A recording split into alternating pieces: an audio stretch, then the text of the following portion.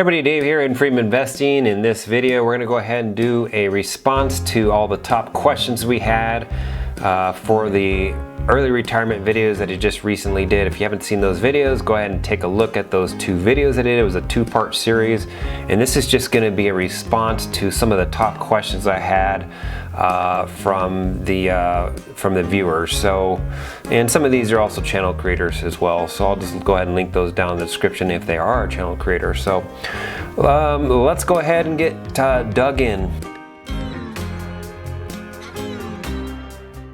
So the very first question we have is from Rebecca, and say, hey Dave, another great video, very informative. I have a question. How do you get your federal taxes down to hopefully zero?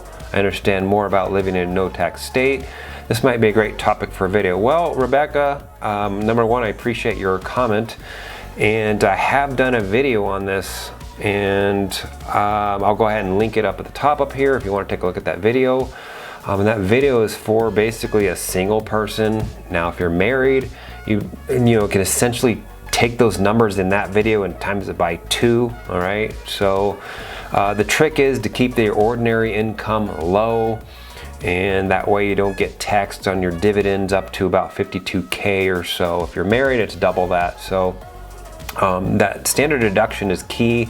If you have any ordinary income, interest income counts as ordinary income, by the way, then you have to deduct whatever. If you're married, then it's 24,800, I think this year, 24,800. If you go over that, then your dividends could be taxed if you're over a certain amount, in that second tax bracket. So that's the key. But that video kind of talks about exactly how to do it, and that's how you can get your federal income taxes down to zero. So, and that's with current legislation, by the way. If we get a Biden in there, beep. I don't know what'll happen. Who knows what he'll do? He could, basically start taxing dividends or something like that. So I appreciate your comment, and you just look like you just got this one in here in the nick of time, because this is 2 minutes ago. So I'm gonna go ahead and move on to the next one. Thank you for the comment. Second one here is from Weenum. I'm sorry if I butchered that, Weenum. I hope I didn't butcher that. Does this net worth include your residence? No, it does not. I don't have a residence. I live in an apartment. So, and I pretty much said that right here. The second part of your question was, is you're 49 past your definition of, past your definition of fat fire? Okay. I had considered retiring early, but I don't think it's for me. You should perhaps take a long leave of absence and see. Of course, absolutely. So if I retire, it doesn't mean, I couldn't change my mind a year or 10 years down the road. Obviously, getting a job back in my career field 10 years down the road could be tough. But I will probably remain, somewhat connected to my career field. I'm in IT career field. I probably wouldn't be able to do exactly what I'm doing now when 10 years down the road. Who knows? Things change within 2 years or so in this particular industry. But I could always fall back to Linux systems engineering or administration or something like that. I'm always going to be vast on Linux, and I'm always staying up with Linux as well, because my laptop's Linux. So yes, the whole key about retiring early is you have to be somewhat malleable, flexible, right? So who knows? I could retire and hike the AT and say this is not for me, and then come back and want to work. So I don't think that's going to happen though. So appreciate your comment, and hopefully I didn't butcher your name.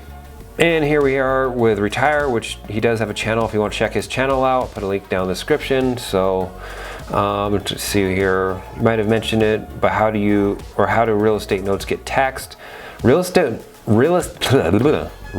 notes get taxed as interest income, so it counts as ordinary income, unfortunately, which is the reason why I've talked about it in multiple videos, that I need to bleed off those notes so I can get down below that, 12,400 of ordinary income. So that is the plan going forward. All that money will be funneled into the dividend portfolio, because dividends are qualified, and they're taxed at a different rate. So long-term capital gain. So Isn't it funny when you're young, $1 million seems like so much money and you could live out forever? Yes, absolutely. So $1 million these days is not as much as it used to be. And you can still make it work. You can still retire on it. It's just, you know, somebody retiring at 35 years old with $1 million versus somebody retiring at, say, 50 years old with $1 million. There's a big difference there, all right? So the person at 30 years old or 35 years old that retired with $1 million, they're gonna have to do a lot more. They have to be careful that they don't run out of money. So a 4% rule is old and old school. I don't think it's, for somebody that's 35 and retiring on a 4% withdrawal rate, you could probably make that work if you go live in some other country maybe, or if you really roughed it in this country. But that, you know, Trinity study is old, and you know, it's gonna be a lot more risky with somebody that's 35 or younger versus somebody that's, say, 45 or 50 years old. That 4% could work out a lot easier because there's a lot less time that you need there to live off of it. So thank you for your comment, and we'll see you hopefully in a future video. If you're enjoying this video, go ahead and like and subscribe and hit that bell notification. Next comment comes from Dmitrys here. He does have a channel, so go ahead and check him out, and I'll put the link down in the description. Sound like a broken record now. Fire's for you, bro. Excited to see you continue to grow your channel, by the way. Congrats on 2K subs. Yes, he brought that up. I totally was gonna wait till 2,500, but you know, I appreciate everybody for getting me to 2K, and we're on our way to 2,500. I don't know when you're supposed to do updates, if it's every 500, every 1,000, you know, every 100,000. Anyways, I did hit 2K subs recently, and I think I even hit 2,200 today. So I appreciate your comment, and go ahead and take a look at his channel by looking at the link in the description. So here we go, Investing Sensei. He does have a channel. Go ahead and check out his channel description, or check out his channel in the channel description, down in the description. Jeez. Let's see here. I have an HSA account as well, and I'm trying to build it up now that I'm younger. Man, I wish I had one of those 10, 15 years ago. They're becoming a little more common now because a lot of the health benefits from companies are just not what they used to be. Like, I mean, I used to have the best health benefits. It didn't matter. Like, you went in, you didn't have to pay anything, or you made 15 bucks and it was covered. Like, you just, you know, nowadays, I just, hardly anything seems like it's covered. You know, you go in to see the dentist and you have a cavity on one side of the tooth. Well, guess what? That's not covered if it's on two sides of the tooth, only on one side. You know, it's like, what are they talking about? You know, I'm like, geez, it used to be covered. Like, it didn't matter, 80% up to, you know, $1,500 a year. It didn't matter what it was, you know. And now they're like keeping track of which tooth it is. Oh, you had a cavity on this tooth 5 years ago? Okay, that's not covered. You know, it's like, what the heck are they doing?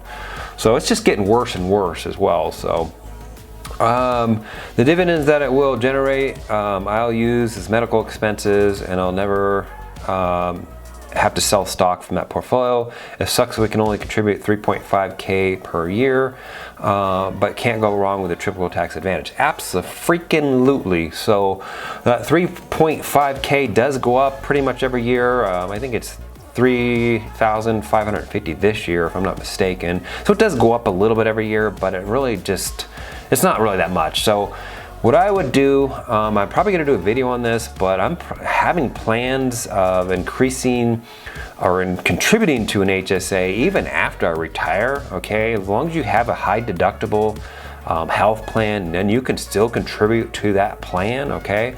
So, and the best thing about it is you can contribute interest income, you can contribute dividend income, and guess what? That's all tax offset, okay? Tax-free. You can contribute still tax-free, so you can offset dividends, you can offset interest income as well, or any other ordinary income. So, that's my plan. I'll probably do a video on it, how I'm gonna probably try to get that to $150,000 by the time I'm 65, if I'm not mistaken. So, you know, I'm pretty healthy now. I don't expect any major issues, you know, knock on wood, but we'll probably get to some of those questions here in a minute.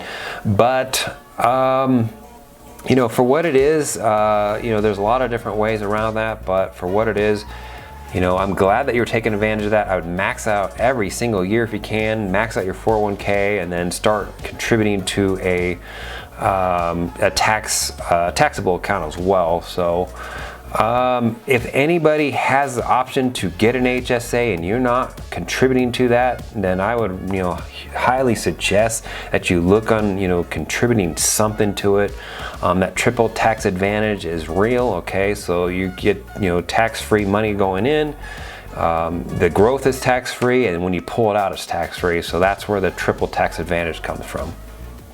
Thanks a lot for your question, Investing Sensei. Jeez, you try to talk in front of a camera.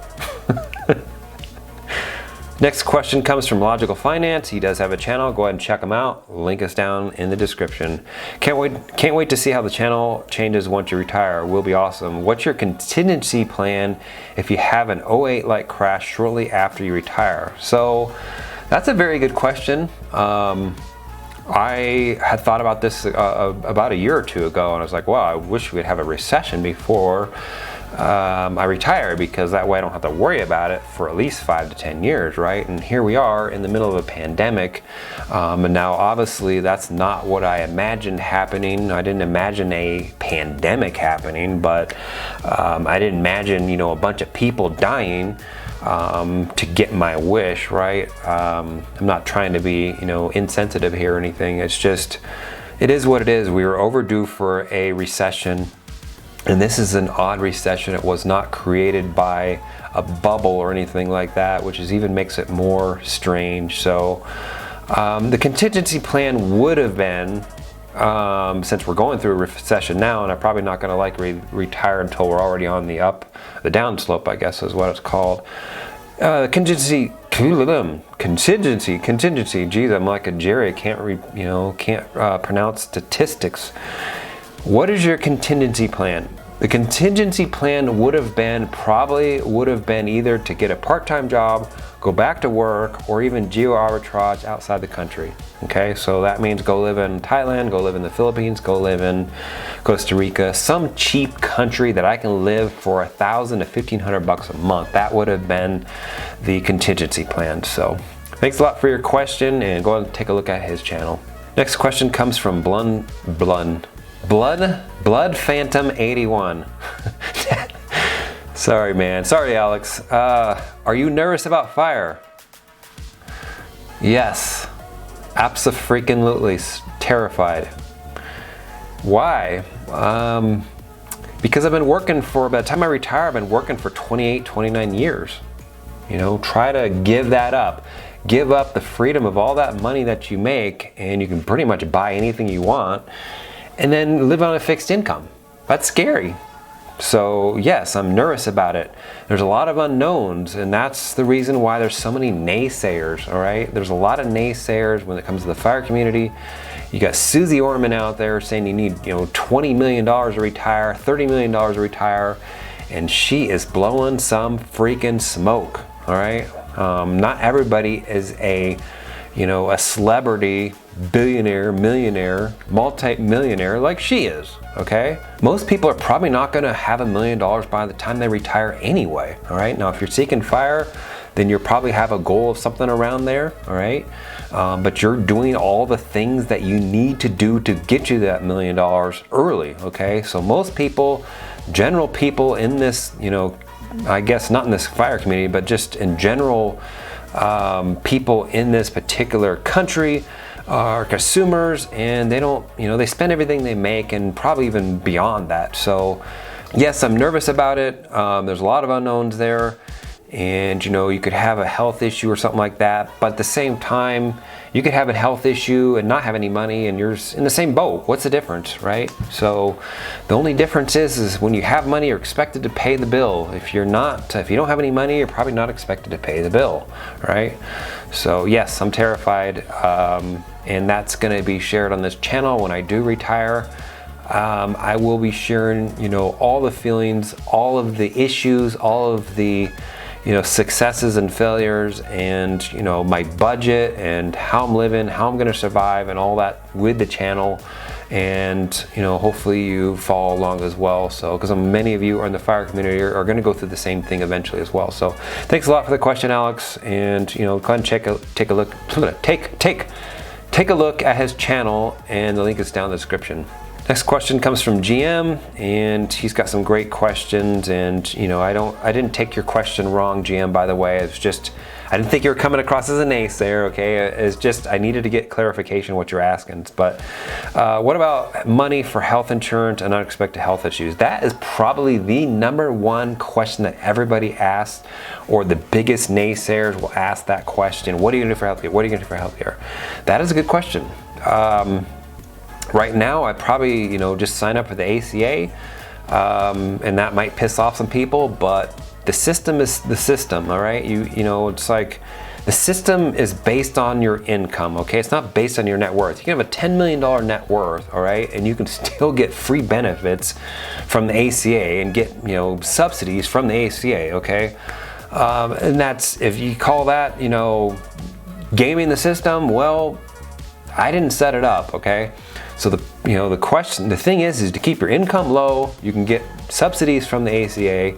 If that goes away, then I'll just buy it on the open market. I'm relatively healthy. I don't think it'd be more than $500 a month. I don't think it'd probably be more than $300 a month. But contingency plan, beyond that is, I need to make it till I get Medicare, right? And so that's like 60 something years old, 65, 67 years old, if I'm not mistaken. So I'm in a healthy, I take care of myself now. That is key. You need to take care of your health as you go, not wait till you get, the diagnosis that, hey, I got a clogged artery.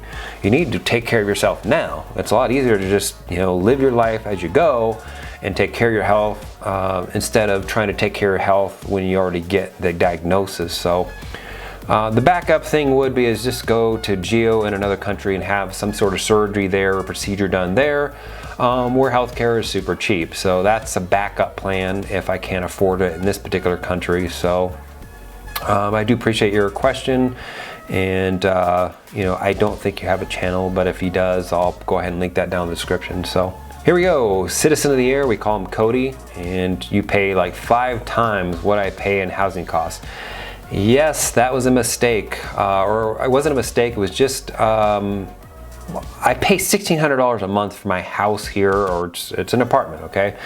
And it's in Denver. The rest of the expenses are about $900 a month, okay? So it's definitely not $2,500 a month for just my housing, okay? It was just, I didn't explain it in the video enough. Sometimes how you think things come across as clear, it did not. So Cody does have a channel. It's linked down in the description. Thanks a lot for that question, Cody. Here we go, RetireAGain. Go ahead and check his channel out. He's got a couple of pretty cool videos. So let's see, thanks for sharing this information. These updates help me since you've thought much more. Maybe I haven't. You have a lot more to work with than I do too. So let's see here. Where's the questions at? Pulling and buying a house if prices in certain areas drastically dip due to current market condition situations. I'm still trying to get rid of houses, okay? Now the rentals are gone, thank God, but I really need to get out of those 2 flips, and I might actually even have to take one of those flips back. If it doesn't go at the auction, that means I'm gonna be in another freaking house. Gonna have to fix it up, and maybe I'll have to rent it out. I don't know. Hopefully I don't have to become another landlord, but I've always told myself that I would be open to it. I don't want to live outside the country for a couple years though, or anything like that, and have another house in my possession or anything. So if you're talking about buying a house as far as rental property, unless things get super cheap or something like that, I don't have any plans of buying another house. Will I buy another house to live in, long term eventually? Yes, I do plan on doing that. That's what the 450K is for. After you fire, can you still donate to an HSA? Yes, you can. You can still, well, I wouldn't call it donating, but you can contribute, yes. You can contribute, interest income, long-term capital gains, short-term capital gains, and dividend income. So dividend and ordinary income. So And you can offset all that stuff up to $3,500 a year, and that continues to go up every single year as well. So in order to do that, you need a high deductible healthcare plan. So let's see here. How'd you come up with the 450K and the highest? That's the high yield savings account. How did I come up with that? It's just based on my income that I make now, how much I save right now, how much is being bled off by the notes, so the interest income coming off those notes. And I think that's it. So it's going to be tough to get right to that 450, but I should be close in the next 21 months. If not, it'll be, it should be close. It should be 400 to 450, somewhere around there. And that's taking that money from those two flips I was doing on. That's going to go directly into that fund as well. So there's no formula. It's just, it's based on how much money's in there now, the two flips, money that comes out of that, the interest income coming off all my notes, the real estate notes, and also off the savings rate that I have right now. So, and lastly, thanks for being my virtual financial advisor. Well, yes, if you want to donate, I'm just kidding. Go ahead and check out his channel, and I'll put a link down in the description. So appreciate your questions on that, Retire. If you're enjoying this video, go ahead and like and subscribe and hit that bell notification. And let's see, another question here from Thomas, and we got a book here we got to read. So I'm not the best reader on a camera, so just bear with me here. Very solid plan. How old are you? Well, I'm 45 right now. How many years are you going to have to live, or how many years are you going to have to live off of 30K plus dividend growth before you can tap into the tax deferred account? So the plan is once I reduce my ordinary income and just regular income, because I have a job, a 9 to 5 right now, right? The plan is to start slowly converting money out of the 401k into a Roth IRA. Okay, so that money has to sit in there for 5 years, and then you can pull it out tax-free. So that's called building a Roth ladder. But if it wasn't for that, 59.5 is when you could take out off of those tax deferred accounts. So if I retire at 47, that's 57. So that's what, 12 years or so. So 12 years I gotta live off of the 30K plus the dividend growth. But that 30K off the dividends, and there's a lot of other things I have there, a lot of other options, which I think even asked the question here. But yes, I'm living pretty lean on $2,500 a month. What are your current living expenses, excluding rent? My rent's $1,600 a month, and beyond that, I think all my expenses, food, insurance, I don't pay for a cell phone bill. The gym I just canceled. I'm probably gonna get rid of YouTube TV and probably go with Sling. Shout out to my boy Jerry, GW Life TV, and what else? Some other, internet and all that stuff in there comes out to about $900 a month. So just shy of $2,500 a month. So, the key is having a house eventually that's paid off, right? And I've told you I was going to pay cash for the house or whatever, $300,000 to $450,000 for the house. Well, that'll save me, $1,500 to $2,000 a month, right? So then I have, $3,000 to live off of. That's pretty easy to do, right? So let's see here. After you're done traveling, just gonna put some roots down somewhere. Option could be buying a duplex near the beach or a university. I have a buddy who just did that. Yeah, so rent from one side pays the other mortgage. Cash purchase versus, okay, so regarding that I'm kind of over apartments. I'm kind of over duplexes. I'm kind of over shared walls and all that stuff. Last thing I need to do is be putting some freaking foam in between my headboard and the wall, and you can read between the lines. But I'm just tired of the shared walls. I'm just tired of the shared community. I'm tired of having a neighbor next to me. I want to turn the music up and blast the music, Queen or something like that, then I'm gonna blast the darn music. All right, so the shared walls just doesn't work for me. I'm kind of outgrown that. Having somebody there living next to me that I even know is probably even worse. But let's see here. Cash purchase versus finance. Yeah, it's debatable depending on where the house is. The math definitely supports financing.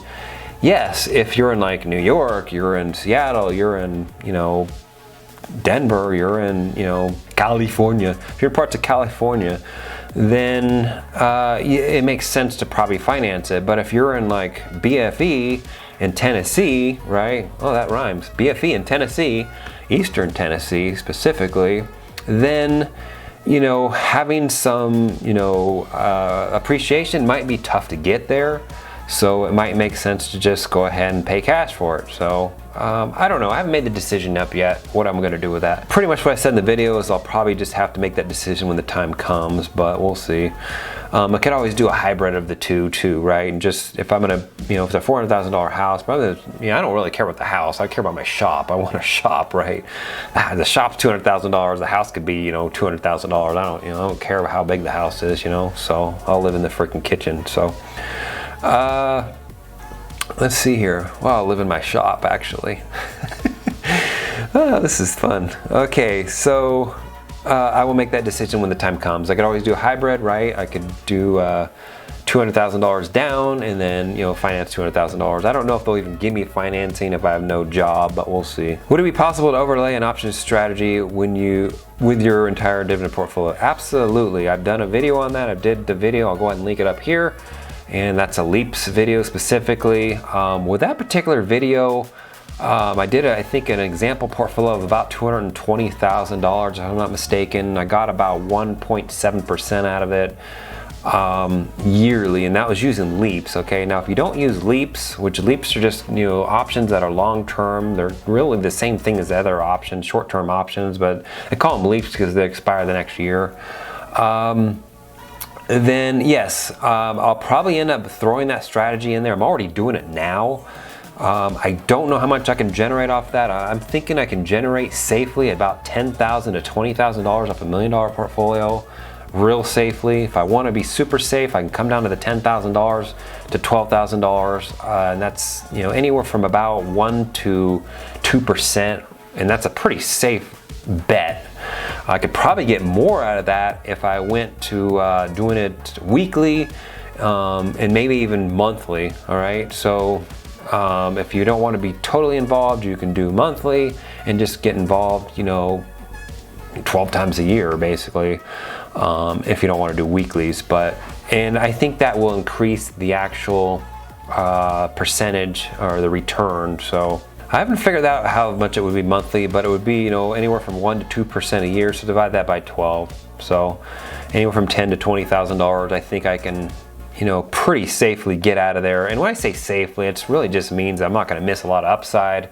I don't have to worry about stuff being called away. Now, I mean, granted, something's probably going to end up getting called away because there's always could be some news that comes out where stock goes up 20 or 30%, right? So I mean, it's always, you know, it's not a big deal. That could be a good way to boost your taxable account. Yes, that's exactly what I'm going to do. And you have a good point here. I'd rather have 88% of something rather than 80% or 100% of nothing. That is a valid point. So if I need the income, I'll probably end up just doing the covered calls and become less conservative. You know, shout out to Randy over at Retire with Options. Okay, I mean, he's killing it. All right, he just made $18,000 last month doing covered calls and, you know, cash secured puts. All right, I think it's mostly cash secured puts. Right, so their option is there. If I need the income, I can make the income. Okay, so you do have a valid point. I'd pay the taxes, you know, but ideally, I don't want to pay the taxes. I've paid enough taxes in my life. Maybe if I get to the point where I'm not paying any more taxes for a couple years, then maybe I'll reintroduce some taxes. But what's your plan for the medical, dental, vision? I pretty much answered that in another question. So like I said, that's a pretty common question. So your net worth in the spreadsheet, 114%. Yes, that was a mistake, and I can't remember who caught it. It might have been you or Jerry that caught it, and I did correct it. So you're leaning toward settling down somewhere affordable in the U.S. or an expat tax haven somewhere like Costa Rica or Bahamas. So after I get done retiring early, I'm going to hike the AT first. I've been wanting to do it for 6 years now. Okay, by the time I do it, it's going to be, you know, 2021, 2022. So I'm just getting older. Eyesight's starting to go. Can't see anymore. And is this camera even working anymore? So I want to get on the trail before I deteriorate anymore, right?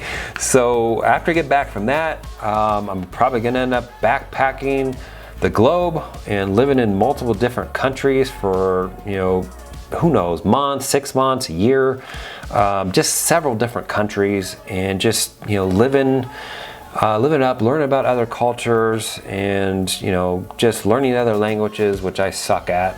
You put a programming language in front of me, I can learn it, but I can't learn another language. So that's the plan, and I don't know what's going to happen after that. I might, you know, who knows, I might want to come back, which I most likely will come back. Eventually I will settle down in the US in probably a tax-free state somewhere. I have not narrowed that down yet.